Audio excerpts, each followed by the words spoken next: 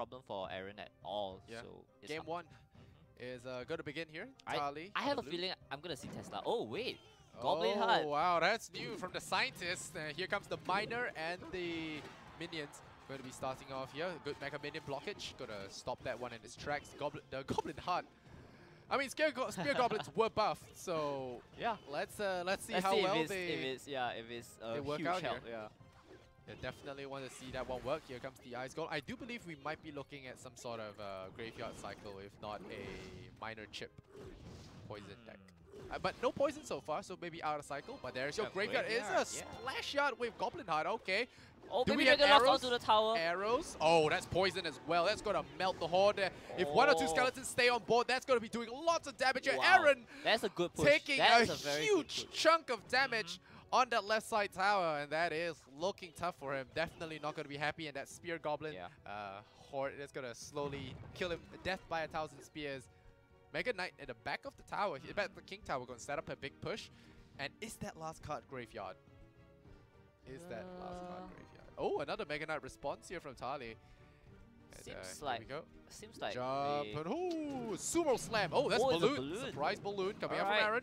Is there going to be a response here? The bats are going to take out. Bats are going to be minion. very difficult. Oh, good tornado! The tornado! It comes out. It shuts it down. Aaron's only course of attack here. Oh, Ice Golem, good blockage there. Will stop the Golem from actually landing on that tower, but wow, that tornado was really crucial there. Very crucial. Not letting the balloon getting one shot at the tower, because if you get one shot, that could be a compounding effect to the subsequent pushes, because we are in the double elixir time right now. The good thing about the Goblin Heart is it's a good proactive play. You don't have to commit too much. Your guys stay. Oh, Mega Knight jumps over. That's a mistake you don't want to have. Switching lane. Yeah, switching lanes here. We're gonna see. Pop those signal good. lights. We're going to switch lanes, but that is not going to get anywhere close to that tower. The tornado is going to ensure that it's just bad weather all the way for that flying balloon. Is Mega Knight trying to inch closer to that left side tower. Looks like Tali will have to poison cycle this one down. But Aaron, I like what he's doing. He's keeping up the pressure, making sure that that Tali cannot push with the... Again. Oh, but the Spear Goblins, they're starting to work on that left side tower. And you already can see, with those Spear Goblins coming in, doing the small chips, that Poison is finally going to get the better of him. Okay, a very aggressive Mega Knight here. But the Poison is there as well. Not gonna it's do going to go. One stab from the Skeletons will do enough. That's and that's gonna it. The tower is going to get knocked down. Well done here from the scientist, Tali, with a Goblin Heart graveyard, splash yard kind of style. I love it. It's perfect. And Aaron takes another brutal loss there to the face. That is definitely not going to feel good for a person that was seeded into this tournament. This guy is such a joy to watch with his deck selection. He's like a box of chocolate. You just don't know what you get from it. Yep. Other than I mean, he's going to have a lot of nicknames right now. He's going to be the scientist, Forrest Gump, Tali. I mean, there's just so many nicknames you can give him. And I think, you know, tournaments like these, the great players like Siaka are fun to watch, but these guys like Tali, they make it good. Yao. They put on the show for the guys back home, and that's what you really enjoy.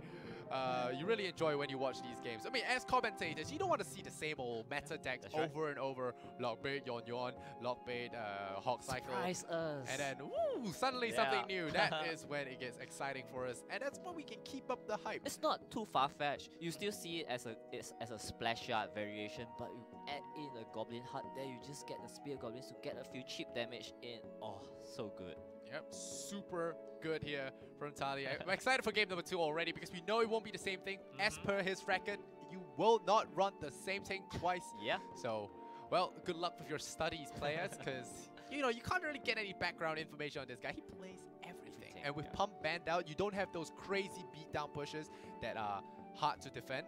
And as a result, you know, Tali is in his comfort zone. He banned out that Pump, and no Princess. Not really going to be losing any sleep over that. What do you think Aaron should do right now? I don't know. You're supposed to be the expert here. But, I'm thinking. Before the start of the first game, I thought Aaron might play something with Tesla.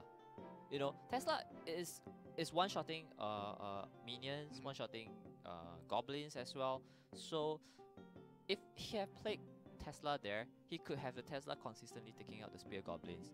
So should have gone with my advice. Yeah, I feel okay. I want to see Tali run a Sparky next. You know, just cause he's one game up. You know, gotta exert that dominance. Yeah. But I'm not afraid of you. I'm gonna play Sparky maybe right maybe now. he can go back to the Golem deck. You know, Aaron can go for that Golem deck where you defend till double elixir and then you lay down the hurt there with the Golem. But without well, there is minor in this game, so it could be possible that Goizen gets a return here. It's very possible Poison is good against spawners. That Tali might run again. Maybe not. Maybe he runs a Furnace this time round.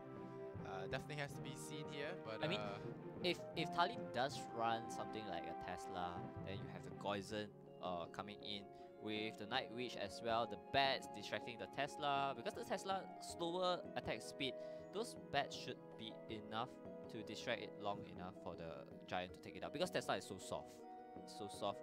Giant can take a few hits and then it go down, and then you have the Miner and the Poison and all the other things coming in, bats as well. Oh my. Yeah, but everyone and their cousin runs Zap now though. So yeah.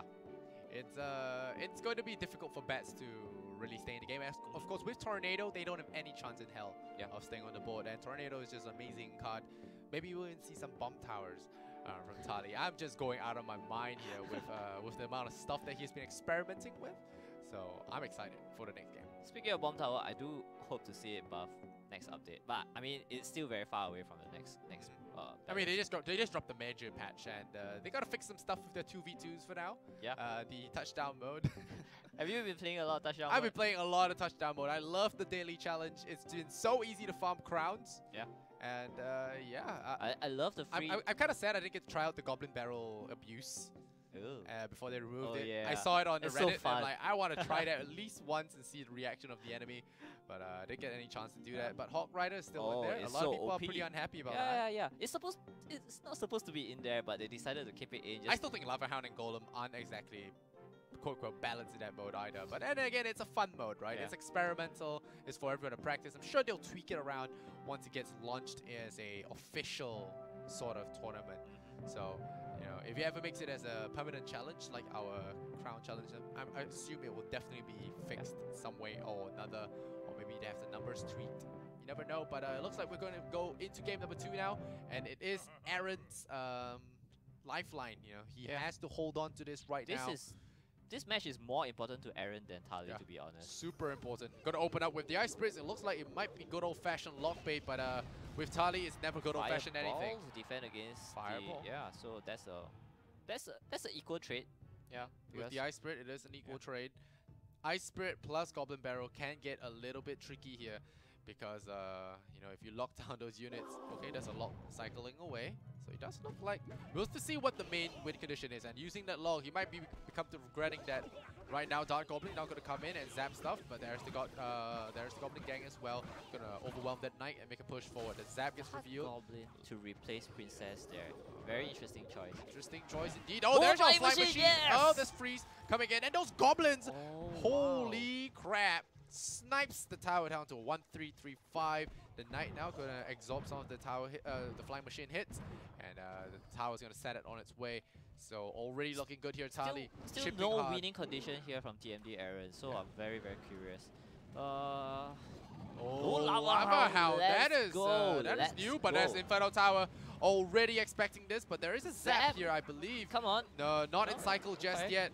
The zap here is going to be big, but the Inferno Dragon is making short work of the Inferno Tower. The Fireball comes in. If he gets a lock, could be problematic, but no, the last dart goes out, snipes out the Inferno Dragon. It could have done some massive damage, but now the zap has been used to stop this Goblin Gang. And look at that Goblin Gang.